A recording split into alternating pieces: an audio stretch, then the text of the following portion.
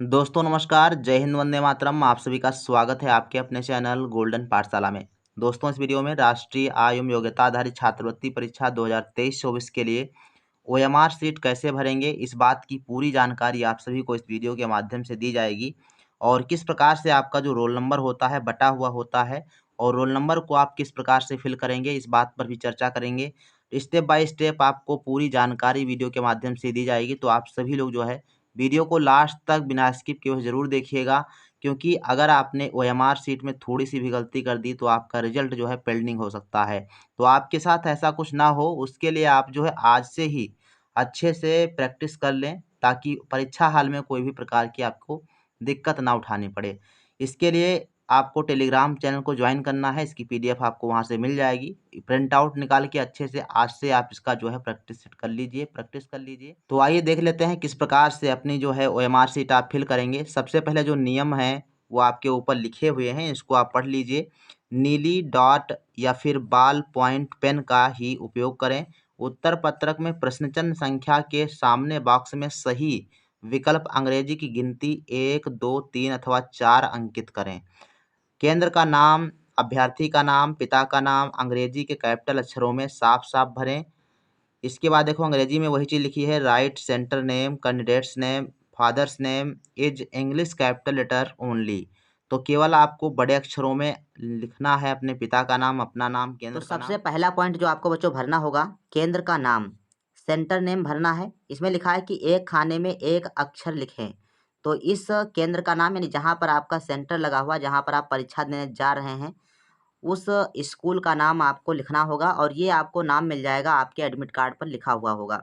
तो जैसे मान लो कि आपके विद्यालय का नाम राजकीय इंटर कॉलेज है, तो यहाँ पर आपको राजकीय इंटर कॉलेज यानी GIC आप इतना लिख देंगे शॉर्टकट में, GIC। तो ये होगा गवर्नमेंट इंटर कॉलेज। अब यहाँ पर आपको एक खाना छोड़ देना है, उसके बाद जो है पता लिखना है, यानी कहाँ पर ये GIC इंटर कॉलेज कहाँ पर पड़ता है। तो जैसे मान लो आपका राजकीय इंटर कॉलेज सीतापुर, तो मैं आपको यहाँ पर सीतापुर आपको एक खाना छोड़ के भरना है, SITAPUR। तो ये आपका हो जाएगा GIC यानी गवर्नमेंट इंटर कॉलेज सीतापुर। तो ऐसे आप भर देंगे। इसके बाद दूसरा जो पॉइंट है बच्चों, अभ्यर्थी का नाम, कैंडिडेट्स नेम, दो शब्दों के बीच एक खाना खाली छोड़ें। साफ साफ आपका यहाँ पर लिखा हुआ है कि दो शब्द जब आपके पास हो जाएं तो उसके एक बीच में खाना छोड़ना है। तो जैसे मान लो आपका नाम है अमित कुमार, तो अमित कुमार लिखने के लिए सबसे पहले आप लिखेंगे AMIT, ये हो गया अमित। अब कुमार लिखना है तो ये खाना छोड़ देंगे, लिखेंगे KUMAR। ऐसे आपको इसके बाद देखो थर्ड नंबर जो आपको भरना है, पिता का नाम, फादर्स नेम भरना है और नीचे इंस्ट्रक्शन दिया गया है कि श्री, श्रीमान या डॉक्टर ना लिखें। तो यहाँ पर आपको ध्यान रखना है, सिर्फ अपने पिता का ही नाम भरना है। जैसे आपके पिता का नाम राम कुमार है, तो आपको यहाँ पर लिखना है राम, RAM, राम हो गया। यहाँ पर स्पेस छोड़ देंगे। अगर स्पेस अगर मान लो आपके पिताजी के नाम में स्पेस है तो आप छोड़ेंगे, अगर नहीं है तो नहीं छोड़ेंगे। तो राम कुमार लिखने के लिए KUMAR इस प्रकार से भर देंगे, आपका जो है ये कंप्लीट हो जाएगा। तो इसके बाद बच्चों अगली जो प्रविष्टि आती है अपना रोल नंबर भरने की। तो रोल नंबर आपका देखो बच्चों 4 भागों में डिवाइड होता है।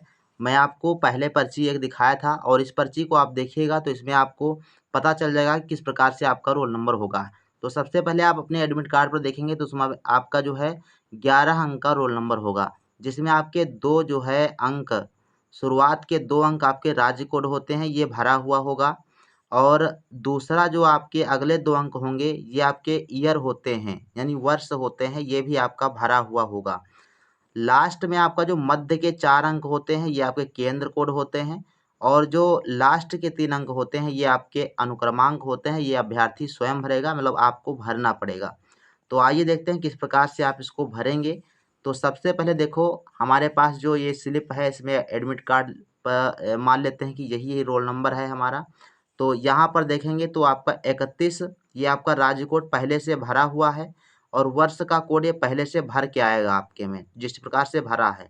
अगला देखो यहाँ पर 8432 आपको 4 अंक छोड़ करके जो बीच के 4 अंक होंगे उनको यहाँ पर लिख देना है अपने एडमिट कार्ड से। और लास्ट में आपके जो 3 अंक दिए गए हैं अनुक्रमांक में, तो वो आपको भरना है 8, 9, 4 में से मान लो आपको भर देना है। तो इस प्रकार से आप जो है इसको फिल कर लेंगे। इसके बाद जो नीचे प्रविष्टियां हैं उनको भी भरेंगे। 4 नंबर देखो यहाँ पर लिखा है जन्मतिथि आपको लिखना है। तो जन्मतिथि मान लेते हैं कि आपकी 2011 है, तो आपको सबसे पहले यहाँ पर दिनांक डालना है। यहाँ पर लिखा है दिन, तो यहाँ पर दिन मान लो आपका है 1 जनवरी, तो 1 जनवरी में आपका 1 हो जाएगा, 1 आपका हो गया दिन। और यहाँ पर मान लो माह, तो माह मान लो फरवरी में आपका जन्म हुआ, तो यहाँ पर हो जाएगा 2, ठीक। तो 1, 2 हो गया। और डेट ऑफ बर्थ सन यहाँ पर मान लो कि आपका जन्मतिथि 2011 है, तो 2011 आपको इस प्रकार से फिल कर देना है अच्छे से। इसके बाद देखो नेक्स्ट आपका है लिंग, यानी आप लड़के हैं या कि लड़की हैं। तो अगर लड़की हैं तो आपको यह छात्र यानी मेल, अगर मेल हैं यानी आप लड़के हैं तो आपको 1 भरना है इसमें। अगर आप छात्रा हैं यानी फीमेल हैं, लड़की हैं, तो आपको 2 भरना है। तो मान लेते हैं कि आप लड़के हैं तो लड़कों के लिए आपको 1 भरना होगा, अगर लड़की हैं तो आपको 2 भरना होगा, यहाँ पर लिखा हुआ है। इसके बाद देखो जाति, तो जाति में आपका कास्ट, कास्ट में आप जैसे सामान्य वर्ग से आते हैं तो आपको 1 भरना है, अनुसूचित जाति से आते हैं तो आपको 2 भरना है, और अनुसूचित जनजाति से आते हैं यानी एसटी से आते हैं तो आपको 3 भरना है। अन्य पिछड़ा वर्ग यानी आप अगर जो बैकवर्ड क्लास से आते हैं अर्थात ओबीसी हैं, तो आपको जो है 4 भरना है। तो जैसे मान लो आप बैकवर्ड क्लास के हैं, आप ओबीसी हैं, तो आपको यहाँ पर 4 फिल कर देना है, 4 भर देना है। इसके बाद देखो क्षेत्र यानी एरिया, किस एरिया से आप आते हैं, ग्रामीण हैं कि आप शहरी हैं। तो अगर आप शहरी हैं तो आपको 2 भरना है, ग्रामीण है तो आपको 1 भरना है। तो जैसे मान लेते हैं कि आप ग्रामीण हैं तो ग्रामीण में आपको 1 यहाँ पर भर देना है। इसके बाद देखो चुनौतीग्रस्तता की स्थिति यानी डिसेबिलिटी क्या है आपके अंदर, अगर है तो आप भरिए, नहीं है तो आपको 5 भर देना है, ठीक। जैसे चलन क्रिया, आपके चल नहीं पाते हैं, कोई दिक्कत है तो आपको 1 भरना है। श्रवण दोष है, आप सुन नहीं पाते हैं तो आप 2 भरिए। पूर्ण दृष्टि दोष है यानी आपको बिल्कुल दिखाई ही नहीं देता तो आपको 3 भरना है।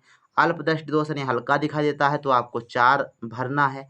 अगर कोई दोष नहीं है आपके अंदर तो आपको 5 ही भर देना है यहाँ पर। तो मान लेते हैं कि आपके कोई दोष नहीं है तो आपको 5 यहाँ पर फिल कर देना है बस। और इसमें आपको ओएमआर शीट में एक महत्वपूर्ण काम करना है, यहाँ पर देखो लिखा है सिग्नेचर ऑफ कैंडिडेट, यहाँ पर अभ्यर्थी के हस्ताक्षर करना है। जैसे मान लो कि आपके अनिल नाम है तो आपको अच्छे से अपना नाम पूरा यहाँ पे लिख देना है अनिल, समझाई बात। जैसे अनिल कुमार आपका नाम है तो आप अनिल कुमार अच्छे से यहाँ पर लिख देंगे। यहाँ पर आपको सिग्नेचर ऑफ इन्विलेटर यानी निरीक्षक के हस्ताक्षर आपको करवाना है।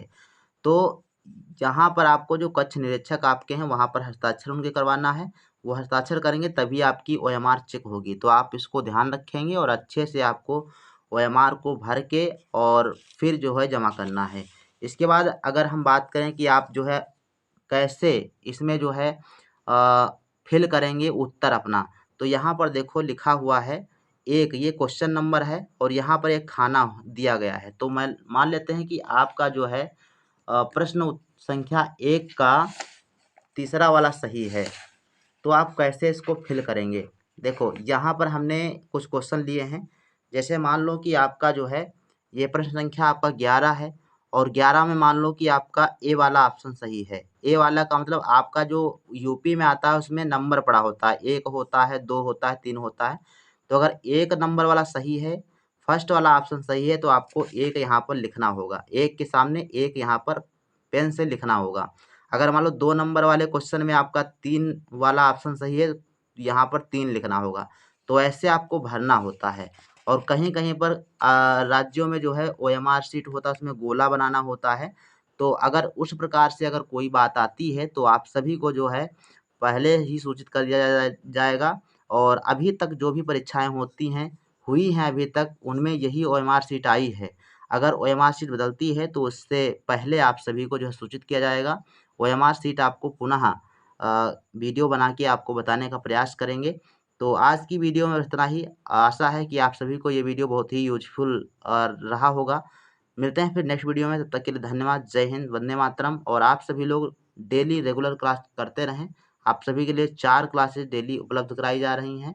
मिलते हैं फिर नेक्स्ट वीडियो में। धन्यवाद। जय हिंद, वंदे मातरम।